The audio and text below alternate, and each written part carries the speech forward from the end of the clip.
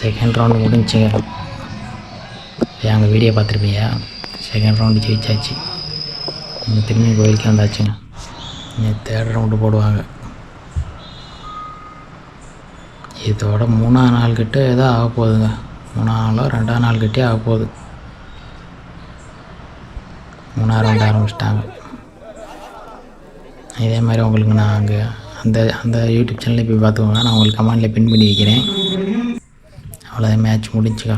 3ஆம் கரெக்டாக பிரேஸ் என்ட்ராகிற மேட்சில் மட்டும் தோற்றுட்றோங்க. என்னன்னு தெரில. சரி, நம்ம கிளம்புவோம். ஏற்கனவே லேட்டாச்சு.